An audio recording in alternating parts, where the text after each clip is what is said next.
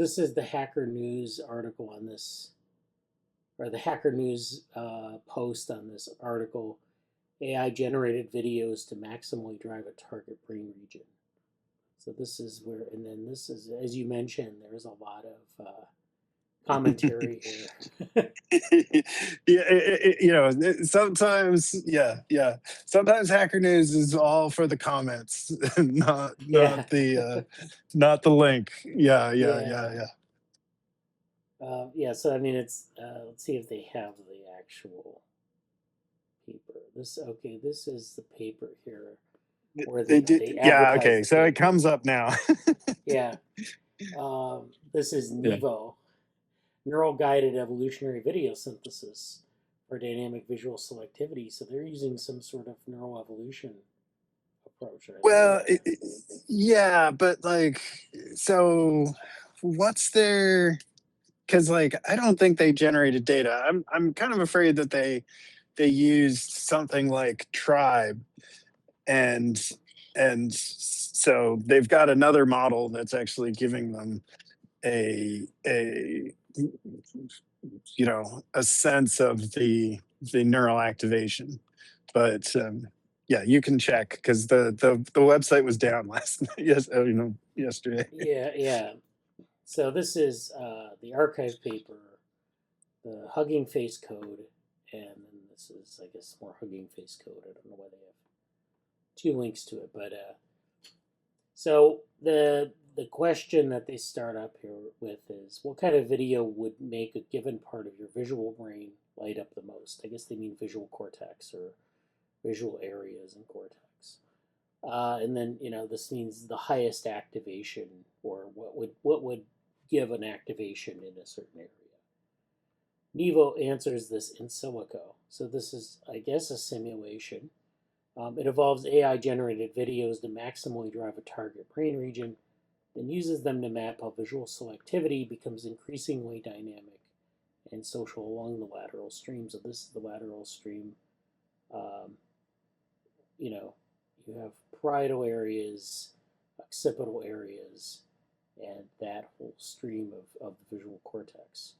So these are their standard ROIs: V3A, MT, I don't know what that is, PSTS, PPA, PFA, ASTS. So these are all kind of the areas of interest. And then they have the natural images. So I guess these are presented to the model, and then the model outputs activity, and they see what the activity is. And yeah, I don't know if they're actually using real data for this or if they're just simulating the data. It's hard to say right now. You'd have to get into the paper. Searchlight regions. Oh, go ahead. No, I was just gonna say I'll definitely check as soon as I get into the lab. But I have this sneaking suspicion that they're using Tribe. Okay.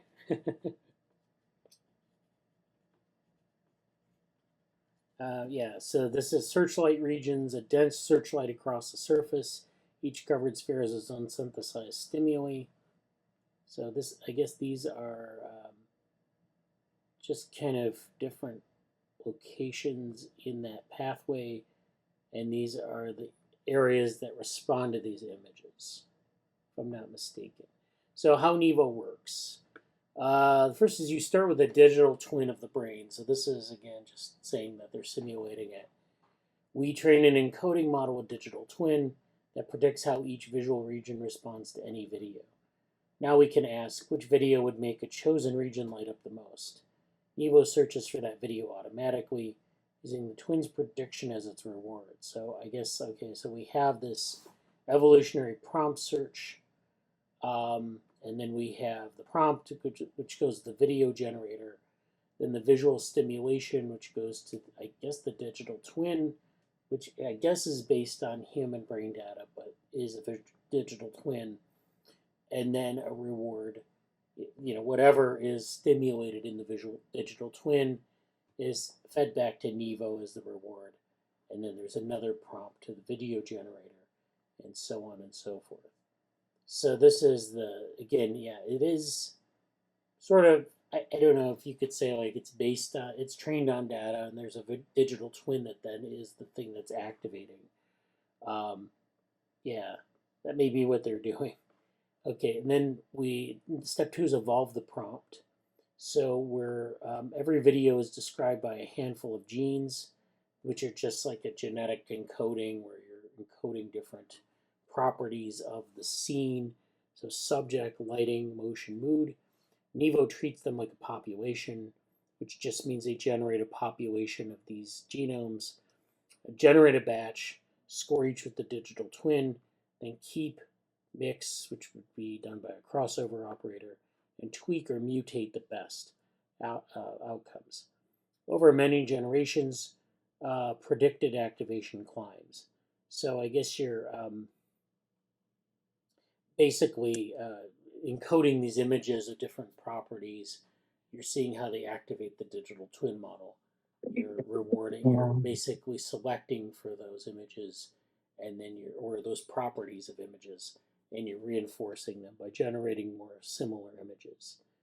I guess that's how they're doing this. Yeah. Do you have I, something I, you I, want to add? well, it's just like these models are kind of designed.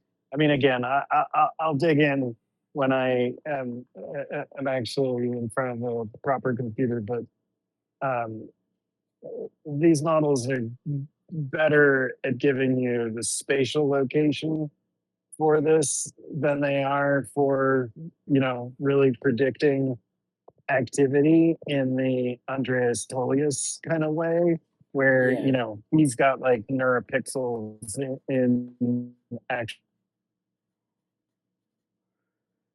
yeah, non-human primates.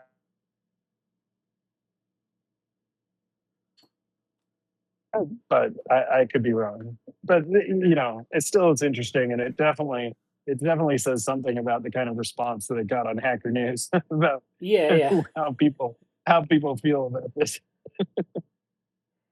Well, I mean, I understand what you're doing it. I'm not really sure, because people have done this before with like, um, there've been like applications where people have taken a bunch of images and selected them by human input. Like humans would like say this looks nice, this doesn't look nice, and then they would evolve a population of images that were, I guess, aesthetically pleasing or something like that. So you're doing basically the same thing. You're using the selection criterion based on this digital twin model. You're creating basically images of these properties. You're you're recombining them and mutating them in different ways, and then testing them against the digital twin model. But it's like I don't understand like if it's just taking specific parts of the pathway and using that as sort of the reward, or what exactly the reward structure is. Um, but anyways, yeah, I mean it's definitely in that vein. I think they're trying to sell it as sort of an updated sort of AI buzzword version of this typical closed loop feedback of like someone uses evolutionary algorithm to select things. Yeah, Yeah, yeah, yeah. It's just that like whether these quote digital twins in neuroimaging are sufficiently predictive um, is the digital twin is doing all the heavy lifting in this particular scenario, and I don't think it's really ready for it. But that's a separate yeah, issue. yeah. I mean, you like, um, there is this whole debate in neuroscience. I don't know what the state of it is, but like where there's certain cell, like the grandmother cell idea, where certain cells are tuned to certain types of images. Like if you have an image of a famous person or someone you're very familiar with, and that cell or that part of the brain is active when you see a picture of that person. And at first, when I saw this, I thought, well, they're just seeing where these images are encoded in the model. But I don't know if that's true. I think it's just kind of like whatever is activated. So yeah, I don't know what how the digital twin is actually behaving. If it's at like a full scale representation of the images, or if it's just responding to different properties of the images, or what. It's probably worth thinking about. But so yeah, then there's number three, which is just about like these mapping this to video and an image video model. And then number four, just custom videos for every region, so you can do customization of videos um, and then okay, this is up the lateral stream vision turns social. So as you move up the visual stream, um, you end up with these sort of social things. So you have this social response as well as just simply the image response to image properties. Then probing with abstract stimuli. So then there's some experiments they ran where they tested different types of abstract objects and like these abstract stacked disks which have faces and how that activates different parts of this visual stream or this visual pathway. So, the digital twin includes these different visual components of the visual pathway as they're functional in the human brain or in human neocortex. And so, I guess the idea is that they respond in a like way. And then you can probe these different parts of the visual pathway with different types of stimuli.